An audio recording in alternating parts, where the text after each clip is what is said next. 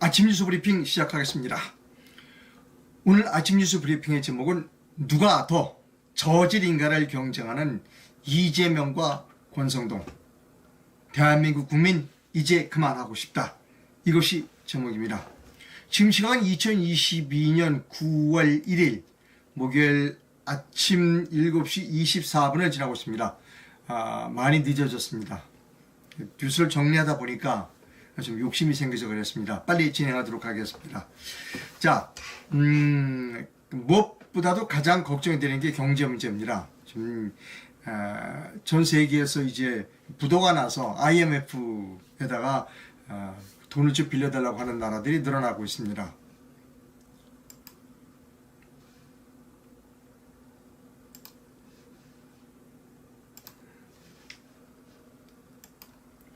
경제 위기 도미노 오는가? 스리랑카, 파키스탄, 방글라데시 IMF에 지원을 요청했다는 기사입니다. 그래서는 안 되겠습니다. 우리가 1997년 말에 IMF에 구제 금융을 요청한 적이 있습니다. 우리는 그 악몽, 트라우마를 가지고 있습니다. 많은 사람들이 그 얘기 하지 말라고 얘기합니다. 아주 끔찍하니까. 그러나 끔찍하다고 해서 우리가 말을 하지 않는다고 해서 위기가 벗어나는 건 아닙니다. 특히 윤석열 대통령이 최근에 추석 물가를 잡아라 라고 하는 그 명령이 떨어지자 우리나라 외환당국이 우리가 가지고 있는 외환보유고를 풀어서 달러를 푸는 그 달러의 가치를 떨어뜨리기 위해서 우리가 가지고 있는 외환보유고를 풀었다는 기사가 나오고 있습니다. 저는 그것은 대단히 위험하다라고 말합니다. 우리나라 외환보유고가 그렇게 많은 거 아닙니다. 많은 것처럼 보이지만 그거 소진되는 데는 그렇게 오랜 시간이 걸리지 않습니다. 더구나 거듭 말씀드립니다만 윤석열 대통령이 추석 물가 잡아라. 그러니까 외환당국에서 가지고 있던 달러를 막 풀고 있다. 별로 좋지 않은 징조다. 라고 제가 여러분께 말씀드립니다. 다음 뉴스입니다. 어제 이재명과 그리고 권성동이 만났습니다.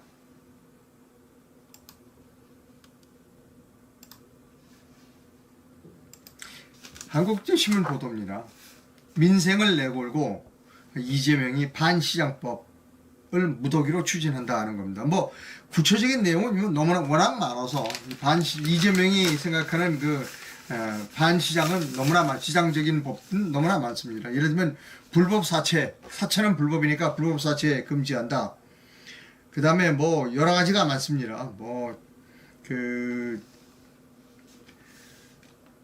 전세 대출 원리금 상환액 소득공제 한도 상향, 그 다음에 기초연금 부부 감액을 폐지하고 기초연금 40만으로 인상, 기초연금 확대법, 출산 및 6세 이하 자녀 보육 관련 급여 비과세 한대역을 20만으로 확대, 매출 100억 원 이하 중기업 중소상공인들에게 임대료 분담금을 도입하다는 운전한 손실보상법, 화물차 안전운임 1번 폐지를 위한 안전임지 1번 폐지법, 글로벌 콘텐츠사의 망이용 무임승차 근절법, 여러 가지가 많습니다.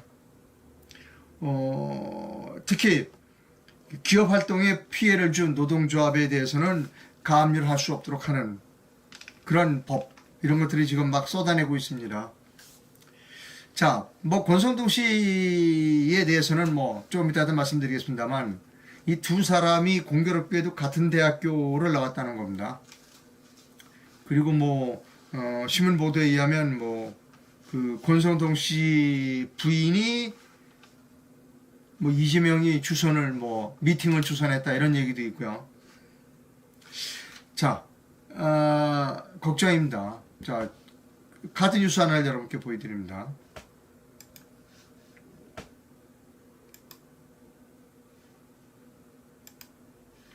이게 이재명의 포스터입니다. 국민의 삶을 책임지겠습니다 하는 겁니다. 민주당이 갈 길은 신용적 민생개혁의 길입니다. 민생과 개혁은 다른 길이 아닙니다. 개혁은 민생을 위한 것입니다. 민생을 위한 개혁을 실용적으로 해가는데 가장 중점을 두겠습니다 라고 하는 겁니다. 많은 분들이 국민의 삶 책임지려고 하지 말고 당신의 삶이나 책임져라 라고 하는 비난을 하고 있습니다. 대통령 선거 때 우리가 이분이 어떤 공약을 내걸었는지를 너무나 잘 이해하고 있습니다.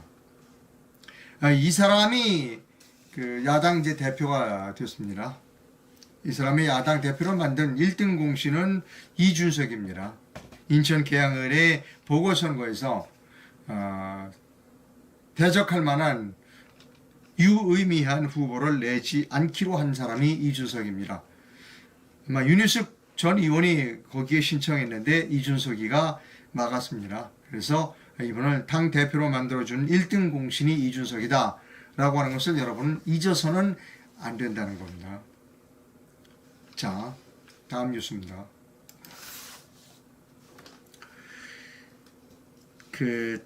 조선일보의 양상훈 씨가 있습니다. 이분 별로 제가 이렇게 이분을 칼럼을 별로 좋아하지는 않습니다. 그런데 오늘 의미 있는 칼럼 하나는 여러분께 소개해 드립니다.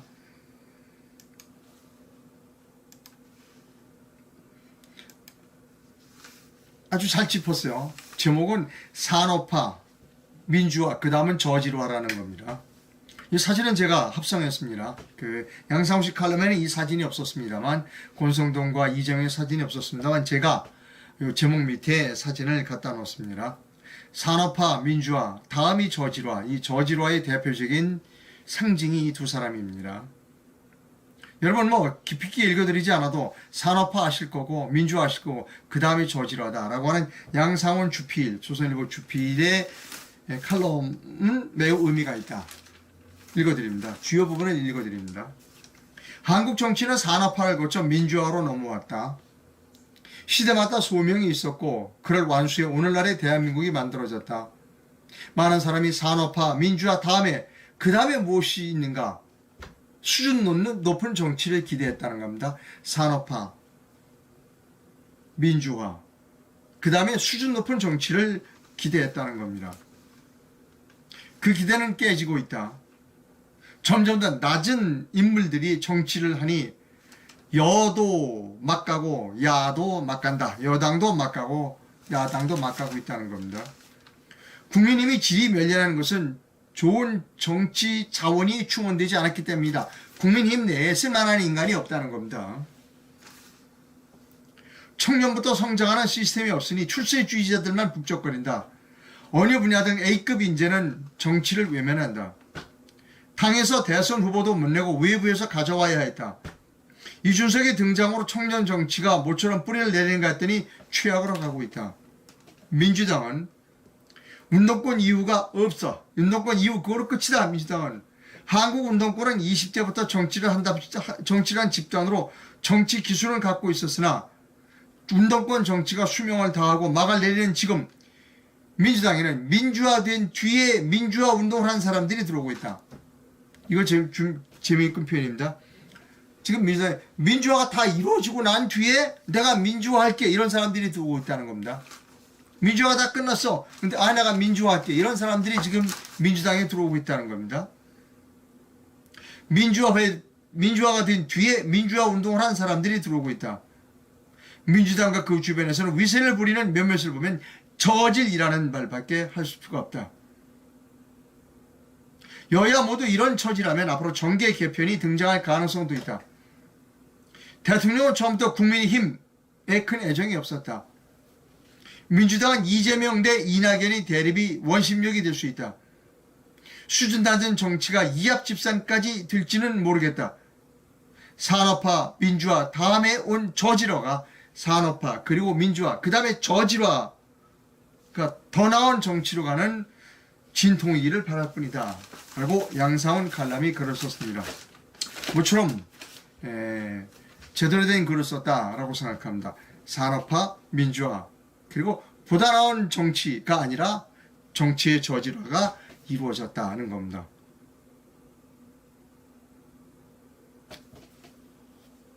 자,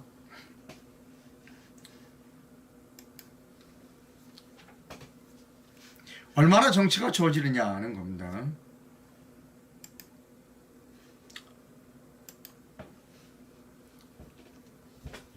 주말보입니다. 이 국민의힘에서 지금 중진들이 이거 안 돼. 권성동이 물러나고 수신해야 돼. 이렇게 얘기하는데 초선 의원들이 집단적으로 반발하고 있다. 아니, 안 돼. 무슨 개혁은 무슨 개혁이야. 윤핵관으로 가. 이렇게 얘기하고 있다는 겁니다. 기사는 좀 길어요. 결론을 종합하면 중진들은 이거 개혁해야 된다. 비대위 하지 말고 개혁해야 된다.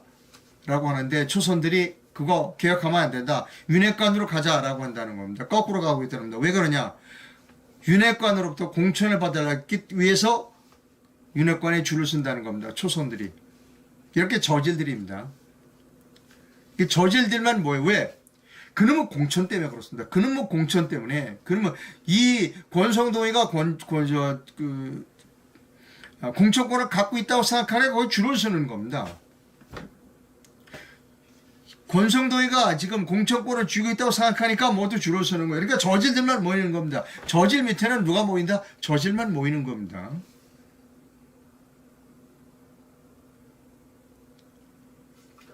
자, 조선일보 기사입니다.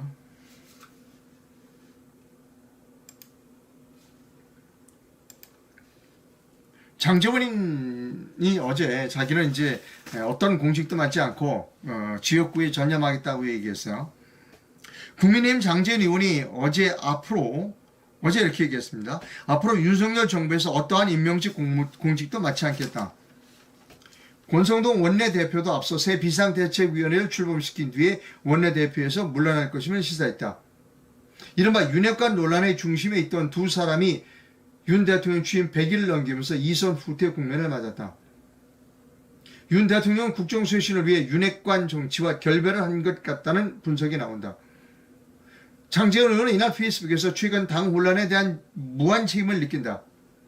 저는 이제 지역구 의원으로서 책무와 국회 상임위 활동에만 전념할 것이다. 장 의원은 계파 활동으로 모칠 수 있는 모임이나 활동 또한 일절하지 않겠다고 했다. 장제원 의원은 대선 때부터 윤 대통령 최측근으로 꼽히며 캠프 운영을 주도했다. 윤 대통령 당선 뒤에는 당선인 비서실장으로 새 정부 조각 인선과 대통령실 구성에 관여했다는 겁니다. 여러분, 제가 가장 덜 떨어진 인간이 탄핵 때 찬성한 인간이 가장 덜 떨어진 인간이라고 말씀드렸습니다. 그 중에서도 더욱더 덜 떨어진 인간들이 뭐냐? 탄핵에 앞장선 인간, 예를 들면 권성동, 장제원, 나경원 이런 따위, 김무성 따위가 가장 덜 떨어진 인간, 머리가 나쁜 인간들이라고 얘기했습니다. 윤석열 대통령 그런 머리 나쁜 사람, 덜 떨어진 인간들하고 지금까지 몰려다녔어요. 뭐 윤석열 대통령 술 좋아하니까 술도 마셨겠죠?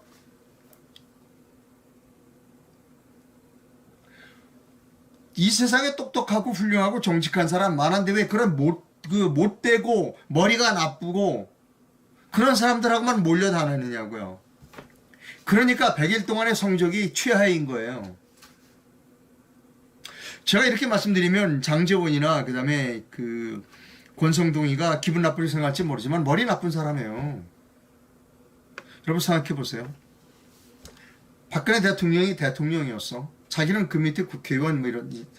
그러면 이걸 잘해야 자기가 계속해서 클 거 아니에요. 나중에 대통령도 되고. 근데 이 사람을 끌어내려. 아무 죄도 없는 사람을. 그래서 지금 뭐야. 5년 동안 국민이 고통을 겪었죠.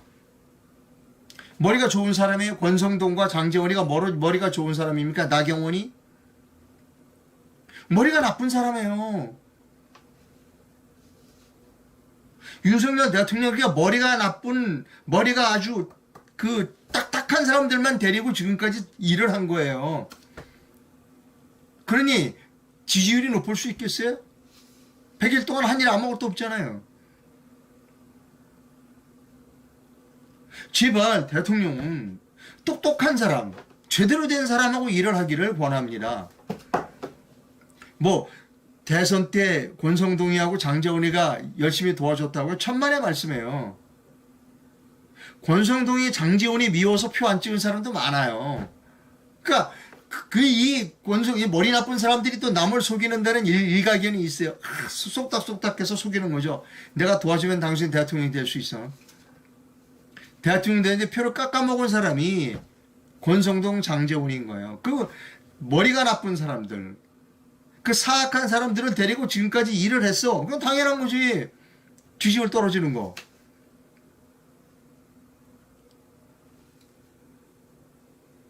제발 제대로 똑똑한 사람을 데리고 일을 하세요. 윤석열 대통령은.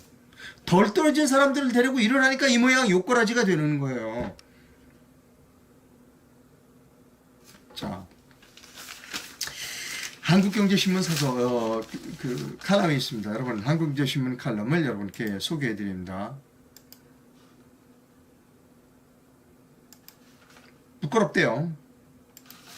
집권 여당의 때이른 파탄, 보수가 부끄럽다라고 하는 한국경제신문의 조일훈 씨 칼럼입니다.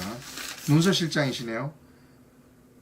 좌파 이념을 청산할 시기에 비대위 타령하는 국민의힘, 차체 대선 후보 없어서 윤석열을 긴급 영입한 정당이 이제 와서 한심하게 권력 다툼을 하고 있다는 겁니다. 시민들이 가까스로 만들어준 자유주의의 전환을 할 그런 기회를 날리고 있다는 겁니다. 누가? 윤석열 대통령과 그리고 머리 나쁜 그 탐욕스러운 그 사람들 때문에 대한민국이 다시 자유주의를 찾을 수 있는 그런 기회를 놓치고 있다는 겁니다. 기가 막힌 것은 국민의힘에서 벌어지는 이전투구다.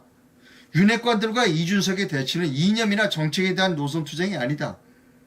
가깝게는 총선, 멀게는 대선을 겨냥한 권력 다툼이다. 이 사람들이 지난 정권을 상대로 이렇게 당찬 투쟁을 한 적이 있었는가? 새삼 돌아볼 정도다. 누가 봐도 양쪽 둘 모두가 다 패자다. 정작 이들이 눈엔 국민에 대한 두려움 대신 상대방에 대한 증오만 있다는 겁니다. 집권 여당이 일찌감치 파탄에 이르고 보니 그동안 정권 교체에 가려 보이지 않았던 한국 보수 정당이 화약성과 졸렬함을 목도하게 된다. 국민의힘에는 가치동맹이 존재하지 않는다. 애초 구시점 자체가 없었다.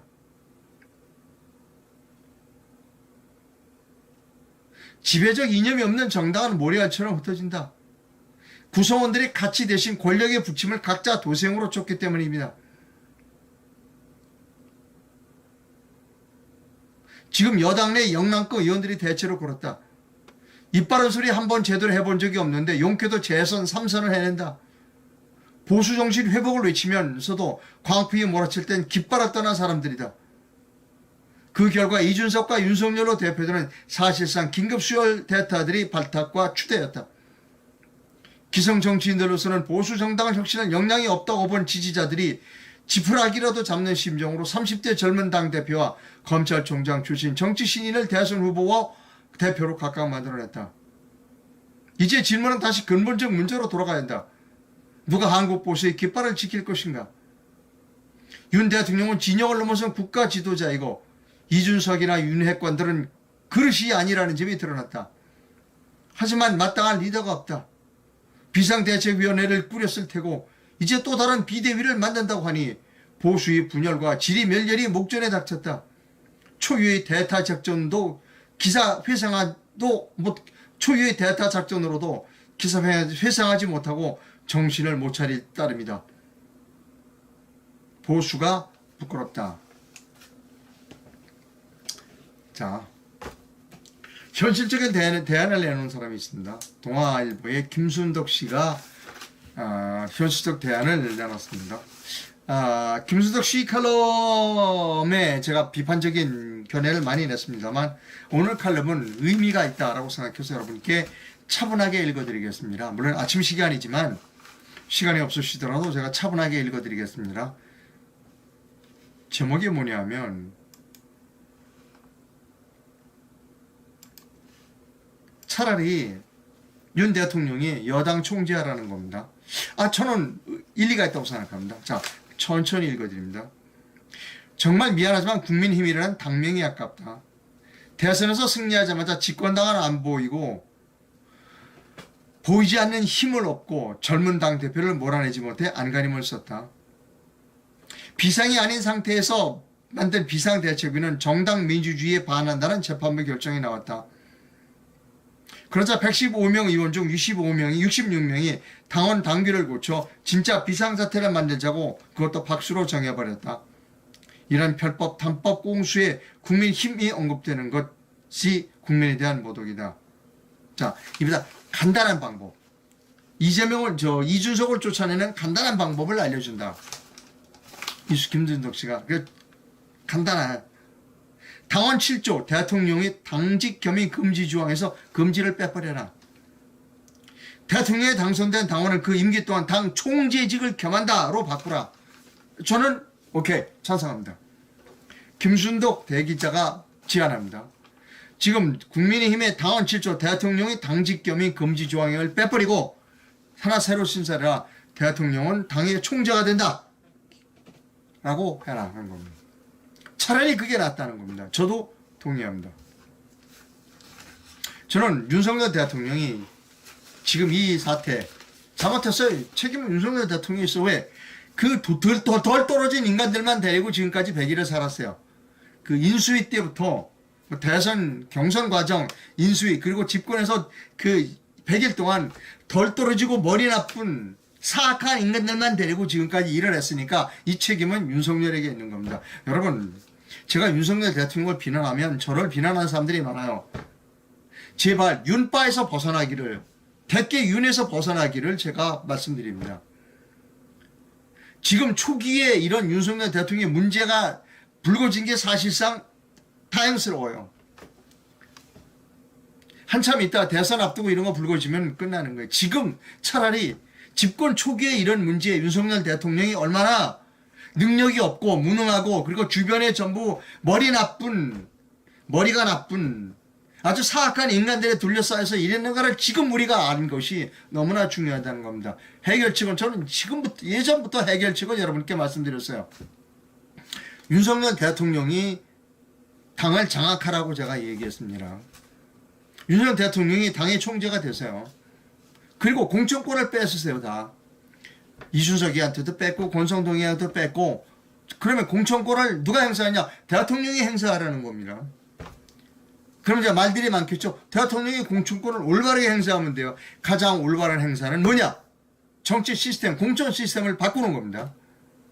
지역에서 여러 번 수십 번 말씀드렸어요. 각 지역구에서 완벽한 상향식 공천을 하라고 하면 됩니다. 권성동 너 하고 싶지? 국회의원 또 네 지역구에서 살아남아. 이준석이 너도 하고 싶지? 네 지역구에서 살아남아. 그 지역구에서 역선택을 방지하는 제도를 만들어서 지역구에 예를 이준석 지역구에 나오고 싶은 사람 다 나와. 권성동 지역구에 나오고 싶은 사람 다 나와. 거기서 그 오픈 프라이머리 방식으로 치열하게 거기서 살아남아 지역 구민들로부터 공천을 받아 라고 시스템을 바꿔야 되는 겁니다. 여기 아까 그 조선일보의 양상훈 그 씨가 칼럼 썼죠. 그 양상훈 컬럼이 산업화 민주화 다음은 저지화, 산업화 민주화 그리고 다음은 저지화. 저지화는 맞는 방법이 뭐냐? 공천 시스템을 바꿔야 되는 거예요. 공천 시스템이 저질인 거야. 여러분 아까 그 보여드릴까요? 국민의힘에서 초선 의원들이 개혁하면 안 된다고 하는 사람들이 초선 의원들이 왜? 공천권을 누가 갖고 있다고 생각한다? 이 사람이 갖고 있다고 생각하는 거예요. 어디 갔죠? 제가 아까 국민의힘 초선 의원들이 여기 줄 서는 거야 지금. 이렇게 머리 나쁜 사람 밑에 줄 서는 거야. 그러니 그 줄 서는 사람들이 머리가 좋겠어요? 그러니까 저지러가 이루어지는 거예요. 그래서 저지러합니다.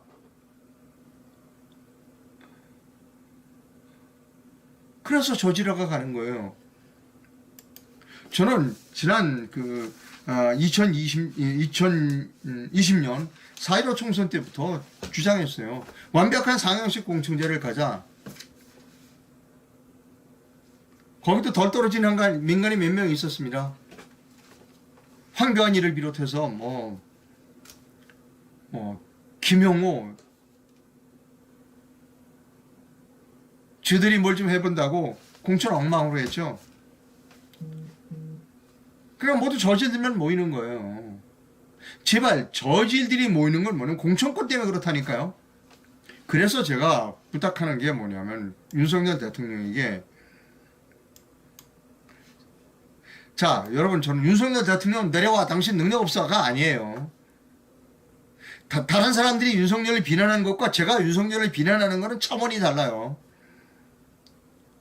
당신 권한을 쥐라는 거예요. 당을 장악하고 국정을 장악하라는 겁니다. 제발 그 머리 나쁜 사람들 속에 끼워서 그들 말을 듣지 말고 당신이 주도적으로 하라는 거예요. 당신이 주도적으로. 일 많이 할 거 없어요. 시스템만 갖추면 돼. 공천 시스템을 바꾸면 되는 거예요. 그걸 왜 못하느냐고요. 그걸 왜 못해? 답답합니다.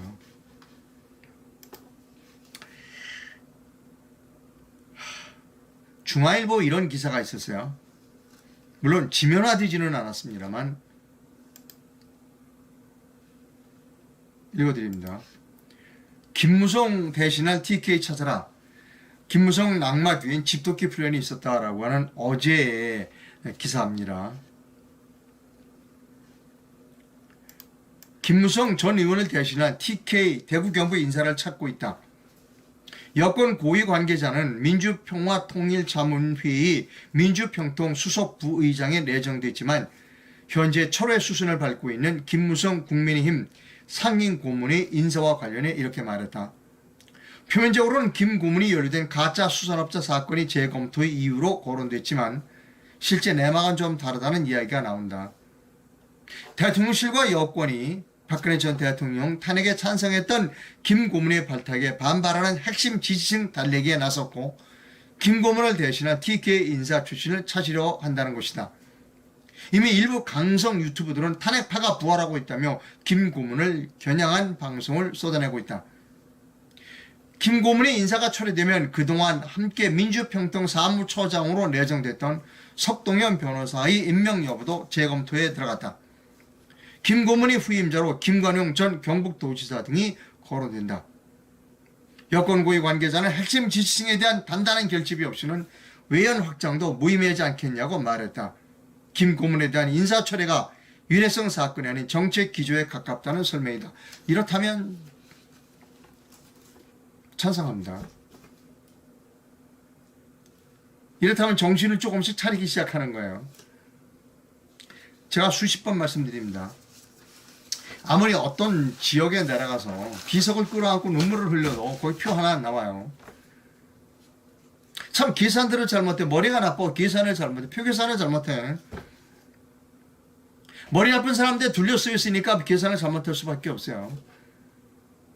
어느 저쪽 동네 가서 비석을 끌어안고 울어도 표 하나도 안 나와. 그런데 그쪽 가서 머리 숙이고 비석 끌어안고 울면 표 나옵니다. 그거 다 사기꾼이야. 그거 다 사기꾼이에요. 이 방송을 시청하는 시청자 여러분, 저쪽 어디 가서 그 비석 끌어안고 울어서 표 나왔다고 생각하세요? 거기 가서 비석 끌어안고 울으라고 하는 사람들 다 사기꾼이야. 제대로 정신 차려야 돼요. 윤석열 대통령은 제대로 정신 차려야 됩니다. 지금까지 사기꾼들에 속았어. 제가 여러 번 말씀드리죠. 검사 속여 맞기가 제일 좋아요. 검사 출신 변호사들이 제일 사기를 많이 당해.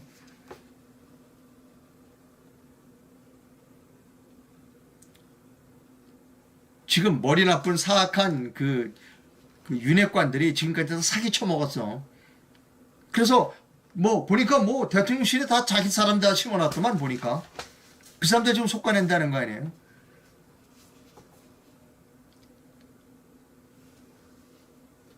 눈 뜨고 코백하는 세상이에요. 검사 출신 대통령이라고 사람들이 무서워할 것 같죠? 속여먹기 더 쉽다니까. 거기 윤핵관들이 다 심어놓은 사람들이 부지기수야. 그 머리 나쁜 사람들이 추천한 사람이 머리가 좋은 사람일 리 있겠어요, 여러분? 다음 뉴스합니다.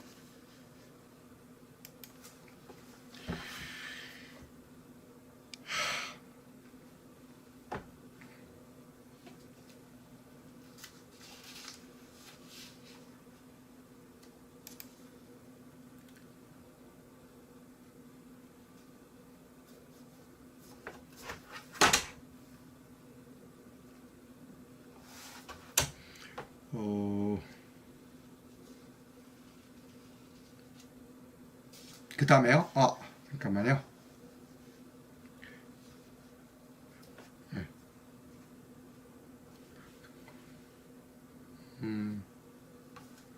그 다음 가겠습니다. 순서를 제가 잊어버렸어요.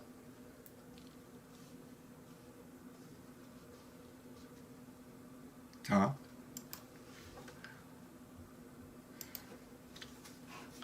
주원백 기사입니다. 쌍방울 키면 출국 수사를 왜 맞지 않았냐라는 건데요. 그 전에 제가 순서를 좀 바꿨습니다. 죄송합니다. 갈게요.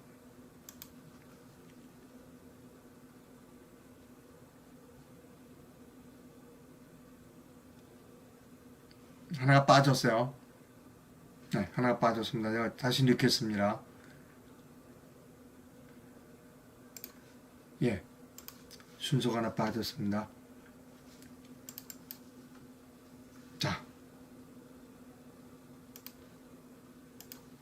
론스타 관련 얘기입니다. 정부가 론스타에 3,100억 원을 배상해야 한답니다. 그리고 어제 한동훈 법무장관은 이거 배상 못하겠다고 그랬어요. 물론 많이 깎았어요. 뭐 몇 조, 수조 원이었는데 이걸 깎았어요. 그래서 뭐 3,100억 원으로 됐습니다. 기사를 조금 읽어드립니다. 론스타가 한국 정부를 상대로 6조 원대 소송을 제기했는데 국제투자분쟁해결센터가 결정을 내려서 10년 만에 결정을 내려서 청구액의 4.6%만 배상해라. 그래서 3,100원, 이자를 포함한 3,100원 정도, 100원 정도 된답니다. 이거와 관련해서 많은 사람들이 이제 사실을 보도했고, 여러 가지 분석을 내놓습니다만, 제가 말씀드릴 게 뭐냐면, 이제 우리는 우리 혼자 사는 세대가 아닙니다. 감정을 내세워서 마음대로 행동하면 안 된다는 거예요. 우리가 해외에서 많은 돈을 벌고 있고 우리도 해외에 투자하고 있잖아요. 그때 계약을 맺어요. 근데 우리 식으로 해석하면 안 된다는 거예요. 항상 외국과의 어떤 협정을 맺고 조약을 맺고 계약을 할 때는 국제법, 일반적으로 통용되는 국제법의 원칙에 훼손되게 일하면 안 된다는, 이게 바로 좋은 케이스예요. 우리는 우리식으로 모든 것을 감정적으로 해결하려고 해서는 안 된다는 거죠. 여러분, 대표적인 게 뭐냐? 한일 청구권 협상이에요. 우리 감정은 일본으로부터 솔직히 얘기해서 우리가 한국 사람의 감정을 다 해소하려면 간단한 방법이 있어요. 제가 한번 알려드릴까요? 일본이 우리를 36년 동안 강점했듯이 우리가 대한민국이 일본을 36년 동안 통치하면 돼요. 그러면 이퀄 됩니다. 그러면 간단하죠. 여러분, 아마 그러면 여러분들 이게 감정이 풀릴 거예요. 일본이 36년 대한민국을, 조선을 강점했지. 오케이, 우리도 대한민국이 일본을 36년 동안 통치할게, 이러면 돼요. 그러면 아마 우리 감정이 많이 이제 쌤쌤이다 이렇게 될 겁니다. 현실적으로 그렇게 못하잖아요. 그래서 협정을 맺은 게, 한일 청구권 협정을 1969년인가 맺었어요. 조금 이따 보여드립니다. 협정을 맺었으면 협정에 따르는 거예요.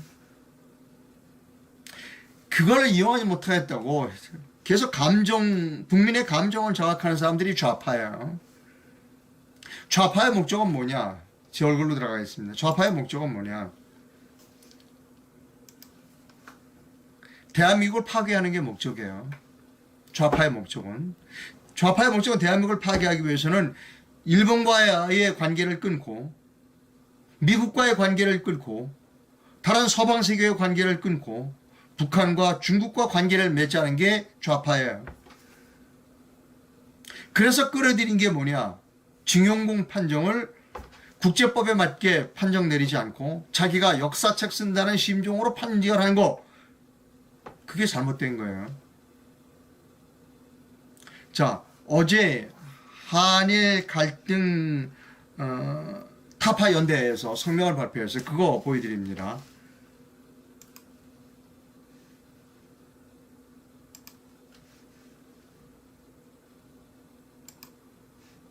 자,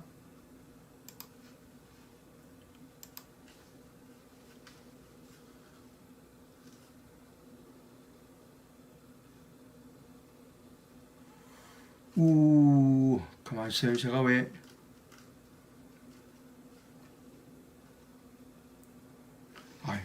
안 해놨네요. 죄송합니다. 곧 찾아요. 준비를 해놨습니다. 예.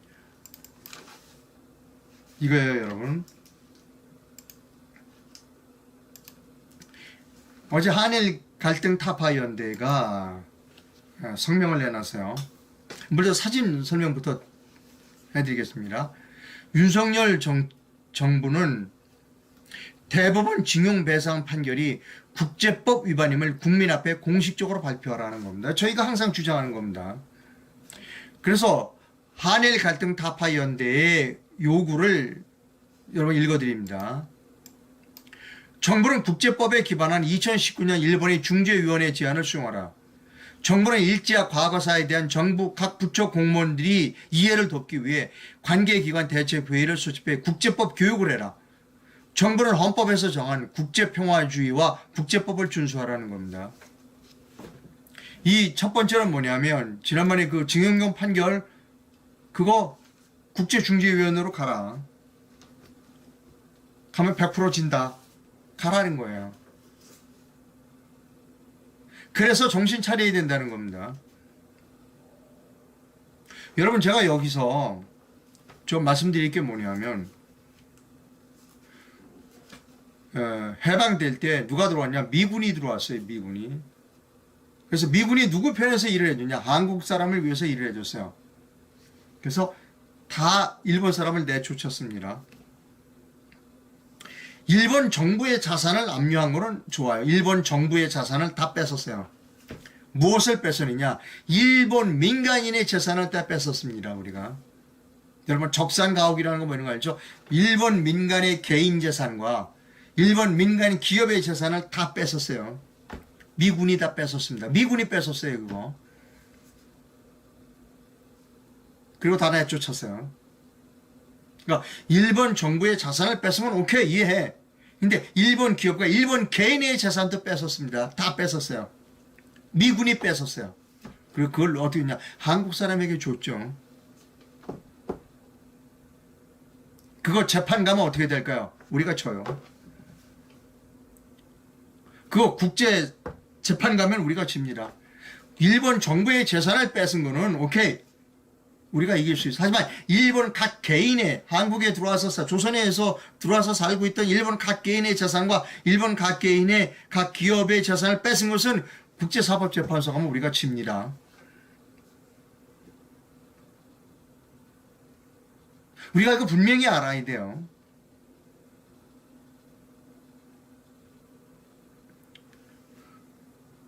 여러분 감정이 우리도 일본 36년 지배해 그러면 딱 좋겠죠. 현실적으로 그게 안 되잖아요. 그 역사는 항상 발전해요. 제가 이제 우리도 제발 국제적인 사람이 됐다라고 생각하고 행동해야 한다는 거예요. 죽창을 들자고 그리고 죽창을 들고 죽창가를 부르자고 하는 사람들은 대한민국을 파멸에 이끄는 사람들이다. 일본과 미국을 띄어내고 북한과 중국의 목을 매자는 사람들이 바로 그 사람들이에요.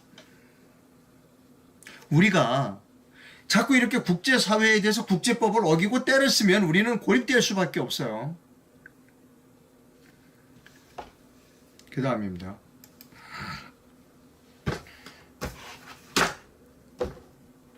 자,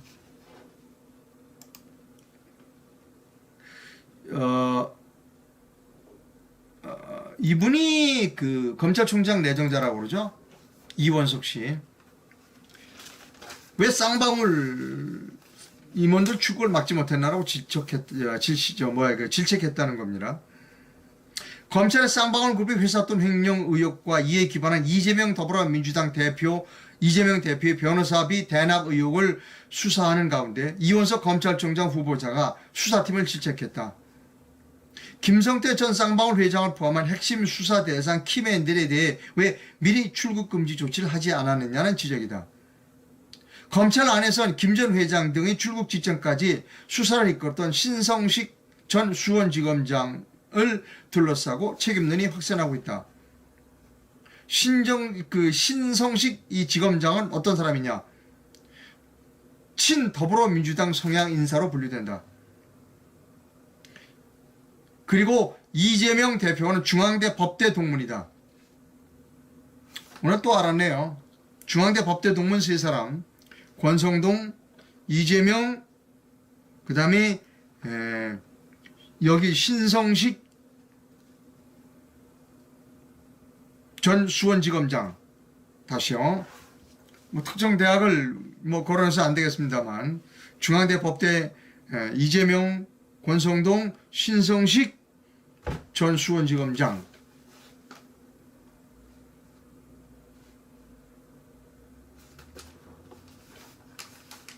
이거 어떻게 이제 이재명이 잡아낼 거예요? 증인들 다 도망갔으니. 윤석열 대통령 뭐 하고 있었어요? 집권 100일이 됐고, 한동훈 법무부 장관 된 지 오래됐잖아요. 이거 이재명이 수사 담당하는 데가 수원지검이라는 거 몰랐어요? 조치 취했어야죠. 그래서 제가 한동훈이가 헛똑똑이라는 거예요. 입으로만 똑똑 한다는 거죠. 핵심 증인 다 도망가는데 지금 어떻게 할 거예요?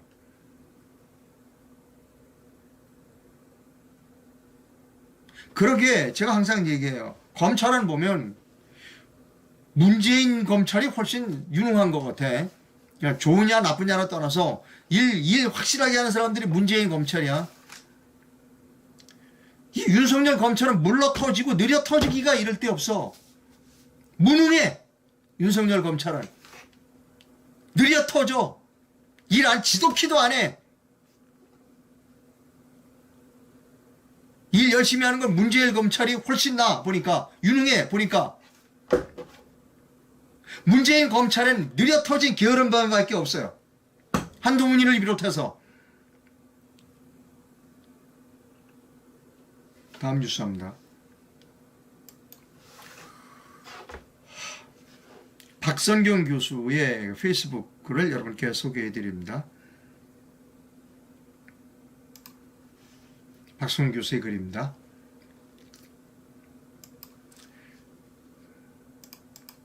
나경원이 합류한 대륙 아주에 누가 있었는지 알아보자. 제 얼굴을 빼겠습니다. 조재현, 대장동 녹취록에 등장한 분이라는 의혹, 부정선거 최종 판결을 내릴 때 쓱 의미심장한 미소를 띄었다는 그 대법관이 조재현, 최순실 특검 검사 박영수 이규철, 김재원, 박근혜 탄핵 시 제일 먼저 청와대에 빠져나온 김재원, 부정선거 저지른 선관위가 변호사들을 선임한 곳이 어디냐? 대륙아주예요. 나라 망하는데 1등 공신 내부 첩자. 이제 그만 알아보자. 알아본들 뭐 하겠냐. 아무도 관심 없는데. 예, 박선경 교수가 페이스북에 포스팅한 글입니다. 우리나라는 변호사들이 망쳐요. 대한민국은 변호사들이 망칩니다. 가장 저질들이 모인 곳이 법조계인 것 같아요. 검사, 판사, 변호사. 자, 여러분, 지난 며칠 안 됐죠?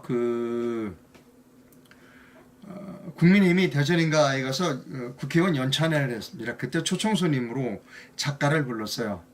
소설가를 불러서 여러 가지 얘기했는데 아마 그 소설가의 연설 제목은 그랬을 겁니다.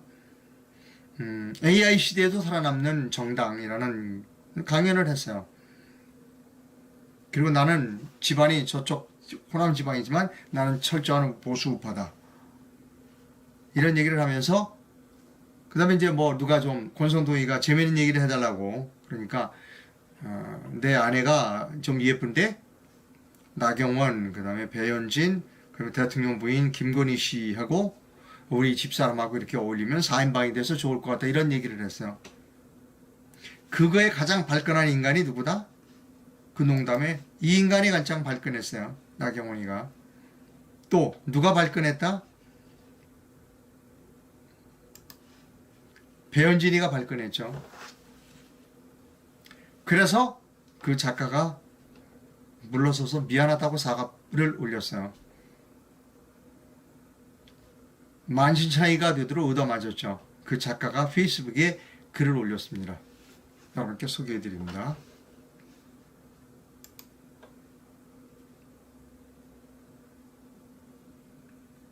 자, 이분이에요. 읽어드립니다. 이분은 이지성 작가입니다. 이분이에요. 좀 더 키워봅니다. 글자를. 제 얼굴은 빼겠습니다. 이번 사태 겪으면서 왜 우파 목소리를 내는 유명 인사들이 없는지 다시 한번 깨달았다. 저도 공감합니다. 목소리를 한번 내고 좌파에게 조리돌림을 당하고 있는데 같은 편이라고 믿었던 우파가 다들 팔짱 끼고 지켜만 보고 또는 같이 돌을 막 던지고 이거 한번 겪으면 완전히 정신이 멘탈이 박살난다. 아주 올바르게 봤어요, 이분. 그래서 한번 당하고 나면 다들 치를 떨고 침묵하며 사는 것 같다. 미안하지만 난 아니다. 나는 변함없을 것이다. 나는 더 강력하게 우파 발언을 하고 우파의 가치를 실천하는 삶을 살 것이다. 새로운 우파 인물상을 만들 것이고 지금은 비교도 안 될 큰 인물이 될 것이다. 이지성 작가입니다. 박수를 보냅니다. 박수를 보냅니다. 이래야 돼요. 어떤 문제가 발언되면 그냥 다 벌떼처럼 그 좌파들이 물고 늘어뜨지고 거기에 우파도 가세해가지고 같이 돌 던지고 자기는 도망가고 근데 이 사람은 굴하지 않겠다는 겁니다. 박수를 보냅니다. 이지성 작가에게 박수를 보냅니다. 그리고 이지성 작가의 부인에게도 같이 박수를 보냅니다.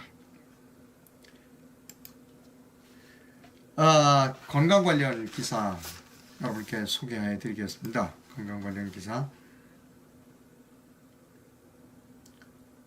근데 오늘 아침에 제가 빼먹은 게 상당히 많네요. 예, 보여드립니다. 시간이 쫓겨서 그런 것 같아요. 다 찾아놨는데, 예. 이겁니다.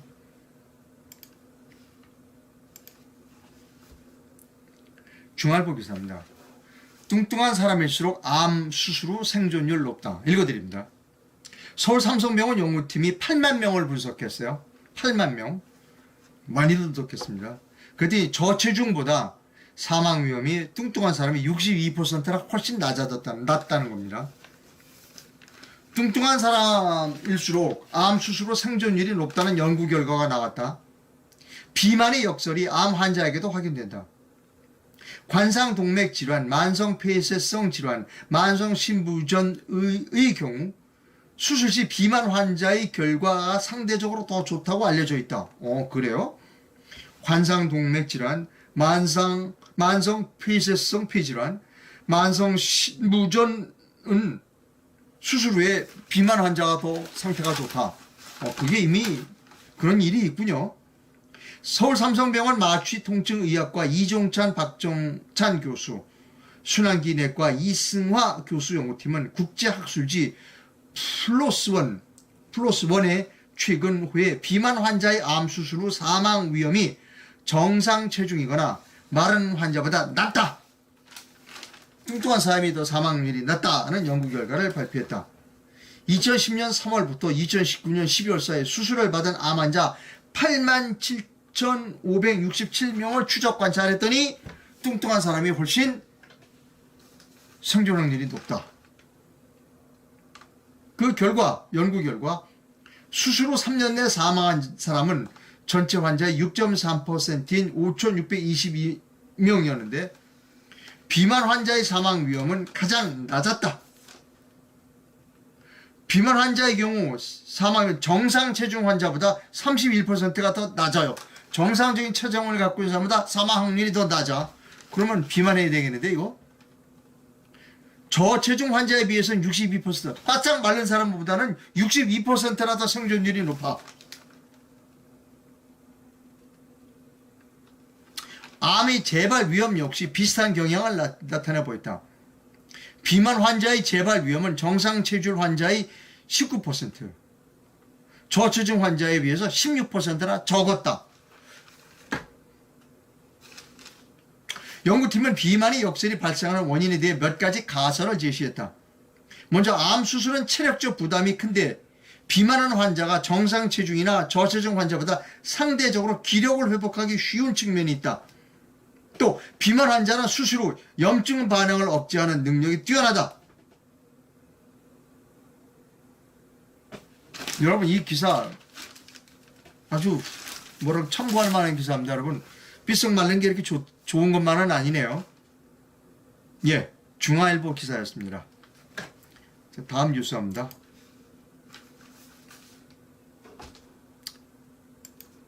자,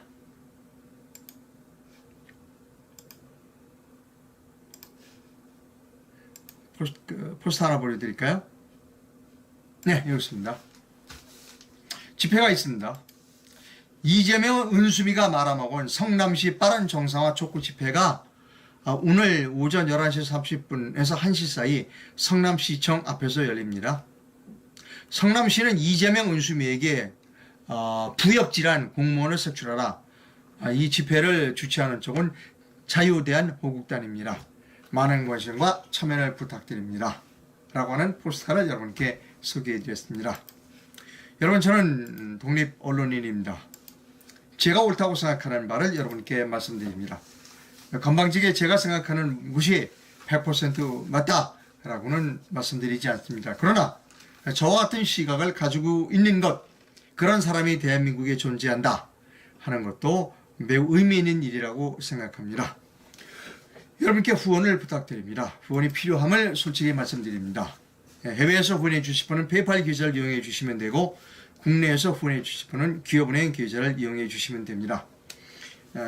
저는 뭐 여러분이 잘 아시다시피 광고는 없습니다. 구글이 저를 아마 미워하는 것 같습니다.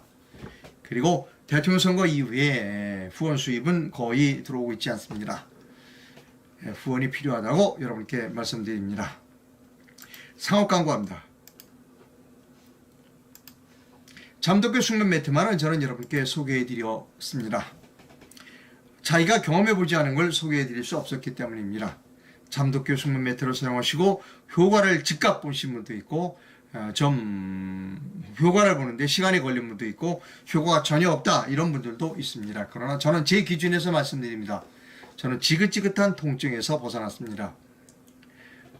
지구는 점점 자성을 잃고 있고, 그래서 잠독 숙면 매트는 이렇게 풍부한 혼합 지방에서 나는 천연 자성 물질로 가득 차 있습니다. 저는 지긋지긋한 어깨와 허리 통증에서 벗어나서 지금은 행복하게 살고 있습니다.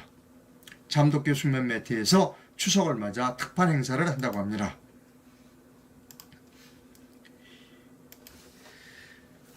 어, 10% 할인을 해드린다고 그러고요. 자기장 복대를 선물로 드린다고 합니다. 이 번호로 전화를 하시면 지금도 상담을 받을 수 있다고 합니다.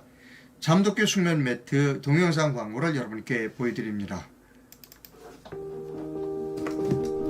4월 말에 구매했으니 2달째 사용 중인 30대 중반 남자입니다. 잔독개비를 알게 된 건 유튜브 이상로님이 방송하시는 프리덤 뉴스에서부터 봤으니 1년은 된 것 같아요. 평소에 만성 허리 통증으로 고생했고요. 잠을 자도 개운하지가 않아서 구매하고 싶었지만 높은 가격으로 선뜻 구매하지 못하고 있다가 렌탈도 가능하다는 말에 한번 써보자 결심해서 구매했어요. 잠독개비를 사용하기 전인 3월달에는 수면 점수 57점, 잠독개비를 사용하고 있는 6월달에는 수면 점수 90점, 무려 33점이나 올랐고요. 실제로도 아침에 일어났을 때 피곤한 감이 훨씬 덜 하더라고요. 더불어서 허리 통증도 많이 줄어들었습니다. 부담되는 가격으로 저같이 망설이시는 분들 많으실 거예요. 제가 그랬으니까요. 하지만 인생의 3월 정도가 수면 시간인데 그걸 생각하면 비싼 가격은 아닌 것 같다는 생각으로 바뀌었습니다. 카메라 출동에서 이상로님이 말씀하셨는데 젊었을 때 잠을 제대로 못 자면 나중에 나이 들어서 치매에 걸릴 확률이 높다고 하는 연구 결과가 나왔대요. 그 말 듣고 잠도깨비 잘 구매했다 하는 생각이 들었어요. 저는 완전 만족합니다.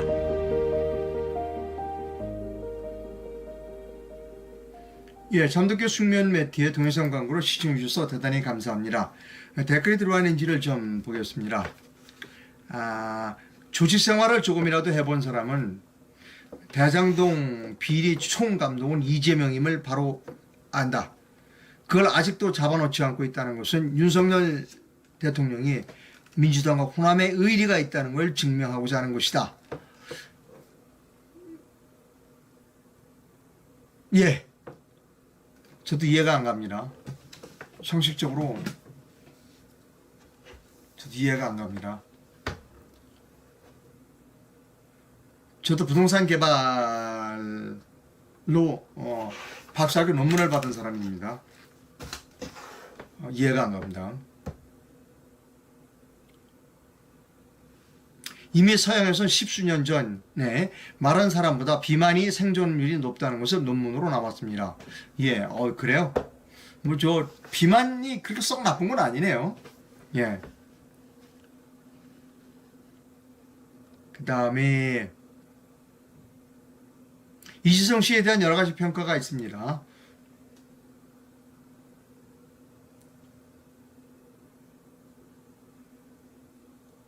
윤석열과 한동훈은 하는 척만 하는 거다. 저도 그렇게 생각해요. 이런 우리가 한동훈 장관을 과대평가하면 안 됩니다. 우리 윤석열과 한동훈 장관은 집행유예 기간을 우리가 5년을 줬어요. 근데 일 안 해. 두 사람 다 일 안 해. 여러분 한동훈 장관이 일 열심히 하는 것 같은데 일 안 해. 착각하면 안 됩니다. 한동훈 장관 일 안 해요. 핵심 증인들 다 도망가게 내비로 뒀어. 제가 한동훈 장관이었다면 나는 딱 장관 되자마자 어떤 사람이 튈 것인가 딱 이미 생각하고 있다가 장관 취임하자마자 그 사람도 출국 금지 시켰을 거야. 일 안 해. 한동훈이도 일 안 해.